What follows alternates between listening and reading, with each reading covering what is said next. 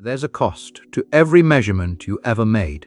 You just never noticed you were paying it. When you check your phone's screen, when you feel the texture of a table, when light enters your eye right now, something is being traded, not metaphorically, physically. Reality has a transaction fee, and it's written into the rules at the smallest scales we can reach. The weird part? This cost isn't a bug in how the universe works. It's the feature that makes everything possible. Let me show you what I mean. Imagine you're trying to measure the exact position of a grain of sand. You shine light on it. The light bounces off, enters your eye or a detector, and you see where the sand is. Simple. But here's the thing: light is made of photons, and photons carry momentum. When a photon hits that grain of sand, it pushes it.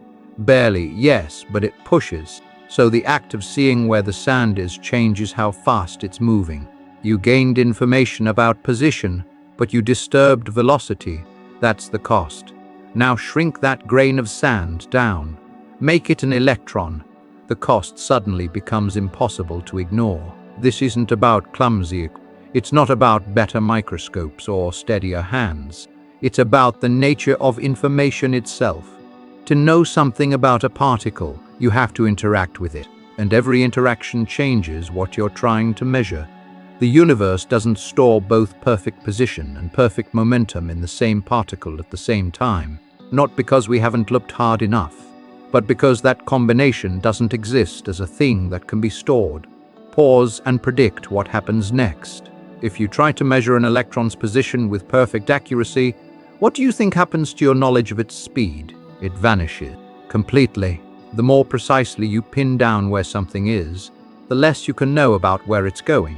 This is the Heisenberg uncertainty principle, and it's not a statement about measurement tools. It's a statement about reality.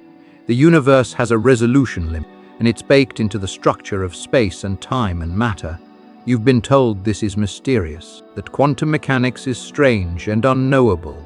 But here's the first myth I want to break. Quantum mechanics isn't magic. It's just what happens when you take limits seriously. Think about it this way. You've probably heard that nothing can go faster than light. That's a limit. You've probably heard that you can't cool anything down to absolute zero. That's a limit. And now here's another one. You can't know both the position and momentum of a particle with infinite precision. Same kind of rule, same kind of boundary. The universe is built from limits, and once you see them, the mystery starts to feel more like architecture. But there's a second myth lurking here, and it's more subtle. People think the uncertainty principle means particles don't have definite properties until you look at them, that the electron is somehow fuzzy or undecided, waiting for you to collapse it into reality. That's not quite right either. The electron isn't confused. You are. The electron is doing exactly what it's supposed to do, existing in a way that respects the limits of what can be simultaneously real. Let me give you a concrete anchor. GPS satellites orbiting Earth rely on incredibly precise timing. If their clocks drift by even a few nanoseconds, your navigation gets thrown off by meters. Those clocks have to account for two things. The satellites are moving fast, so time dilates due to special relativity, and they're higher up in Earth's gravity. Well, so time dilates differently due to general relativity. Engineers correct for both. If they didn't, GPS wouldn't work. Reality has limits, and we've learned to navigate them. Now here's the twist. Those same limits that seem to restrict us, those transaction fees we pay when we measure things, are also what make the universe stable. If particles could have perfectly defined positions and velocities at the same time, atoms wouldn't exist. Electrons would spiral into the nucleus and collapse. The uncertainty principle is what keeps them in orbit. It forces them to occupy a minimum volume of space, because confining them to a point would require their momentum to become infinite, which costs too much energy. So they spread out. They blur. And that blurring is what gives atoms their size, their chemistry, their ability to bond and form molecules, and eventually form you. You are made possible by a limit. Let's go deeper. Another misconception: people think quantum effects only matter at tiny scales, that the everyday world is purely classical, but the effects ripple upward. When you touch a table, you're not actually making contact. The electrons in your hand repel the electrons in the table because of quantum mechanical forces. The solidity you feel is a quantum phenomenon. The fact that objects don't pass through each other is rooted in the Pauli exclusion principle, which says two electrons can't occupy the same quantum state. That's a limit too. Electricity in a wire. You flip a light switch and the bulb turns on almost instantly. You might think electrons race through the wire at the speed of light. They don't. They drift slowly, maybe a few millimeters per second. What moves fast is the electric field, the signal that propagates through the wire. This is a simplified explanation to make the core idea intuitive. The point is, your intuition expects one thing, but the limit of how particles actually move gives you something else. Here's an open loop I want you to hold. If limits define reality, what happens when you try to break one? The answer is always the same. You can't, but the universe will do something unexpected to stop you. Take the speed of light. You push a particle faster and faster, pumping energy into it. It accelerates, but never quite reaches light speed. Why? Because as it speeds up, its mass effectively increases. The energy you add goes into mass instead of velocity. The closer you get to the limit, the harder the universe pushes back. Particle accelerators see this every day. Protons in the Large Hadron Collider are moving at 99.9999999% the speed of light, and it takes enormous energy to nudge them even a fraction closer. The limit holds. Or consider absolute zero. You cool something down, removing energy. But quantum mechanics says particles can never be completely still, even at the lowest possible temperature. There's a residual jitter called zero-point energy. It's the same principle if position is confined. Momentum can't be zero. The universe won't let you pin something down completely. The limit holds again. Here's the second challenge. Pause and predict. If you confine a particle to a smaller and smaller box, squeezing its position tighter and tighter, what happens to its energy? It skyrockets. The particle starts bouncing around faster and faster inside that shrinking space.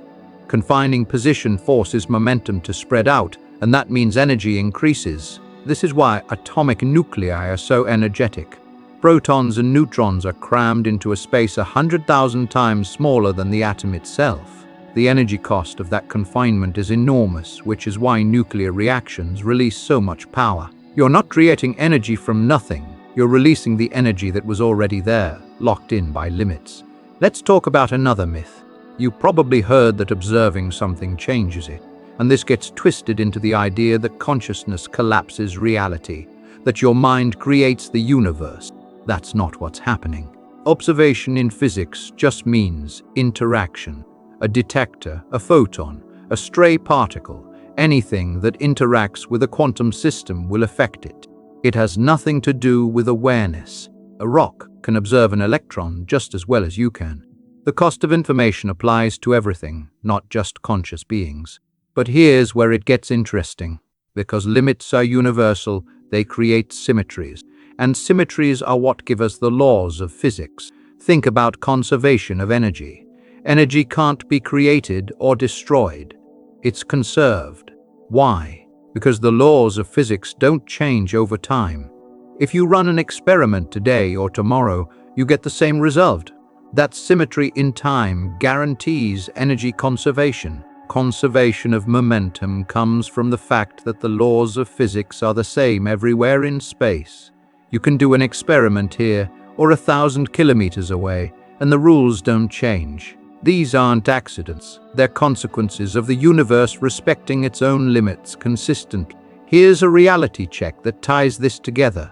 Muons are particles created when cosmic rays hit the upper atmosphere. They're unstable and decay in about 2 microseconds. At near light speed, they should only travel about 600 meters before vanishing.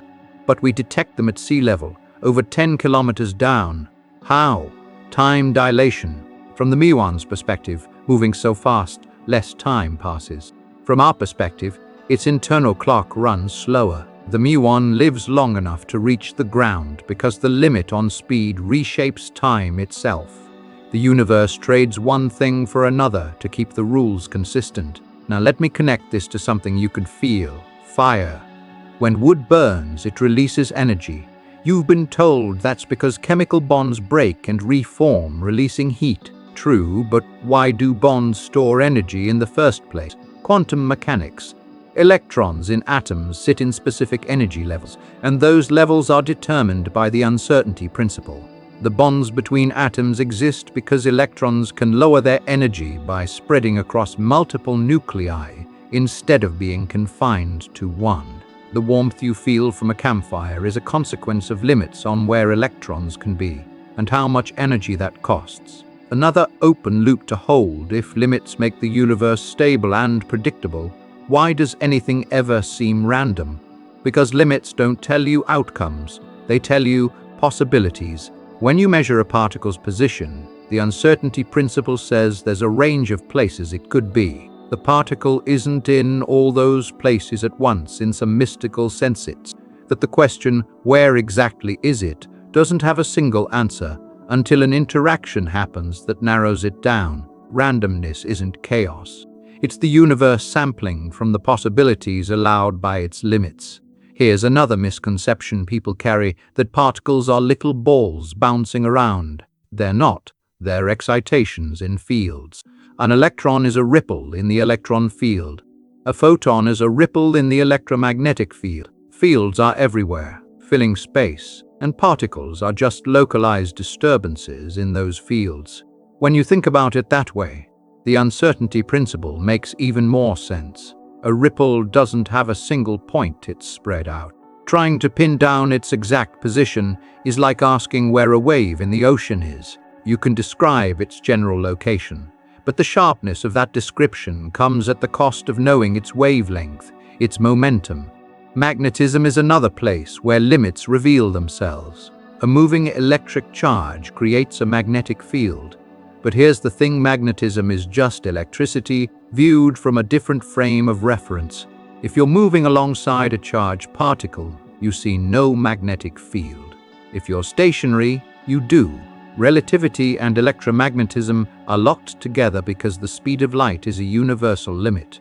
The rules have to stay consistent no matter how you're moving, and magnetism is what happens when you enforce that consistency. Let me pay off one of those open loops. If you try to break a limit, the universe rearranges itself to preserve the limit.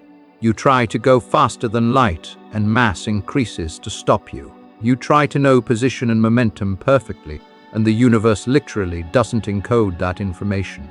You try to cool something to absolute zero, and 0-point energy remains. Every time the limit holds, and something else shifts to make it so. This is a simplified explanation to make the core idea intuitive, but the takeaway is solid. Limits aren't walls that stop progress. They're the scaffolding that makes reality constructible. Here's the final myth I want to dismantle. People think the job of physics is to explain why things happen. It's not. The job of physics is to describe how things happen and to find the patterns that connect them. Feynman-style thinking embraces this. You don't ask why the universe has limits. You ask what those limits imply, what they predict, whether they match what you see. And when they do, over and over, across every experiment and observation, you start to trust that those limits are real. The Heisenberg uncertainty principle has been tested billions of times in particle accelerators, in quantum computers, in the behavior of superconductors and lasers and transistors. Every single time it holds. Not because we want it to, but because reality has no other option. The cost of information is non-negotiable, and that cost is what makes things possible. If you could measure everything perfectly, the universe would be deterministic in a way that suffocates complexity. There'd be no room for chemistry, no room for life, no room for thought. The limits introduce just enough flexibility, just enough blurriness at the edges, that the universe can be both lawful and rich. You are looking at a screen right now. Light from that screen is hitting your retina. Photons are interacting with molecules in your eye, triggering signals that travel to your brain. Every step of that process obeys limits: the wavelength of the light, the energy of the photons, the speed at which signals propagate, all bounded, all constrained. And yet, within those constraints, you perceive color and shape and meaning. The limits don't erase the magic. They create the structure that lets magic emerge. One more open loop to close. If limits define what's real, do they also define what's knowable? Yes, but not in a pessimistic way. Limits tell you what questions make sense and what questions don't. Asking for the exact position and momentum of a particle is like asking what's north of the North Pole. The question assumes a framework that doesn't exist. Once you accept the limits, the questions you can ask become sharper and the answers become deeper. The cost of looking closer is that you disturb what you're looking at, but the reward is that you see the rules. You see the edges, you see the boundaries where reality is built, and once you see them, everything else makes sense. The stability of atoms, the behavior of light, the structure of space-time, the chemistry of fire, the solidity of matter. It's all consequences of the same set of limits, applied consistently across every scale. Physics isn't about peeling back layers to find some ultimate truth hiding underneath. It's about recognizing that the layers are the truth. The limits are the truth, and the weirdness you feel when you first encounter them isn't mystery. It's the shock of realizing that reality is more carefully constructed than you ever imagined. The universe charges a fee for every piece of information, and that fee is what holds everything together.